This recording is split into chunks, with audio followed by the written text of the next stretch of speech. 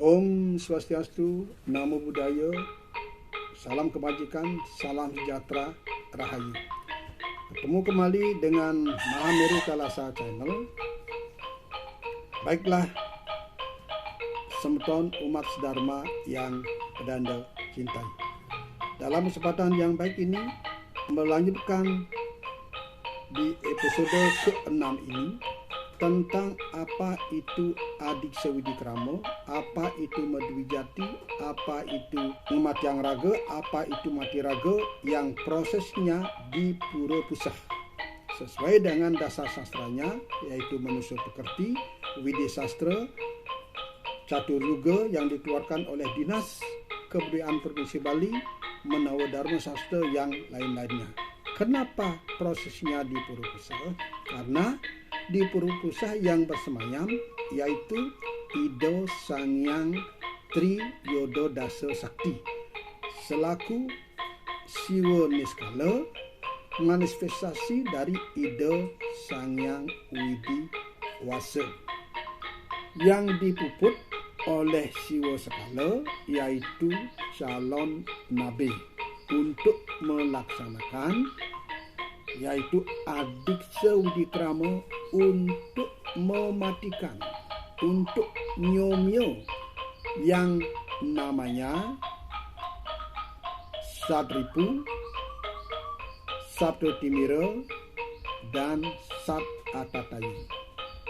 Nah, inilah yang perlu dimatikan, baik itu yang namanya kebatilan, sudah itu yang namanya rajas, tamas. Inilah yang perlu dimatikan, musuh yang ada pada diri manusia itu sendiri. Nah, sebelum didiksa, sebelum ditrijati, perlu dilaksanakan Adiksa Widikrama, tempatnya di Pura Pusah. Sebagai Siwa Sekala, meraga suci, menjalankan kesucian, disucikan, tapi tidak paling suci, karena tidak ada yang sempurna, hanya Ida yang Widiwasa yang sempurna. Disinilah ujiannya selaku rohaniwan Hindu, agar betul-betul pagah, kukuh dalam menjalankan sastra agama, tapi tidak boleh ada ketakwaan. Sesuai dengan sifat agama, yaitu fleksibel, toleran, universal, dan saling menghormati apapun perbedaannya. Dalam menjalankan kebajikan itu, Trikaya Parisuddha, pikiran, wacana, perbuatan di luar sastra harus dimatikan. Tidak boleh berlogika, tidak boleh berpendapat, dan tidak boleh menafsir-nafsir. Karena rohaniawan Hindu itu disebut Siwa Sekala. Baiklah, semeton suatu peranda umat sedharma yang peranda cintai. Di dalam cerita Ramayana, setelah perang Ramayana, di mana yang namanya Ramadewa melawan Rahwana sebagai raja Alengkapura. Rahwana itu adalah rajas, adiknya Kumbakarna itu sebagai tamas. Nah, inilah yang perlu dilawan oleh Ramadewa itu sendiri. Nah, salah satu adik dari Rahwana dan Kumbakarna yang namanya Wibisana, beliau bergabung dengan Ramadewa mewakili satuan.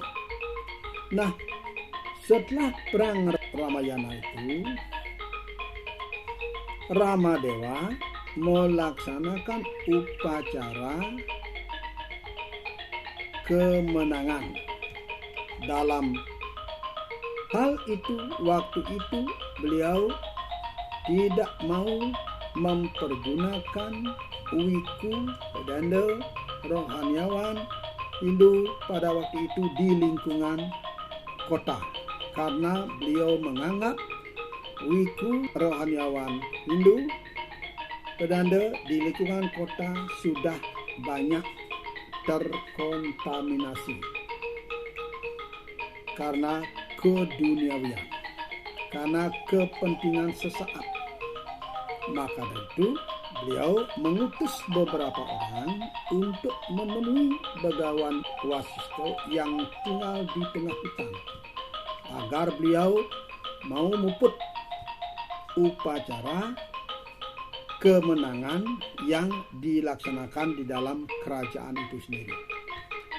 Nah, artinya di zaman Kaliuga sekarang ini, kita khususnya rohaniawan Hindu, selaku pedanda yang menjalankan kedarman, perlu ekstra hati-hati karena godaannya sangat kompleks, khususnya itu tentang keduniawian.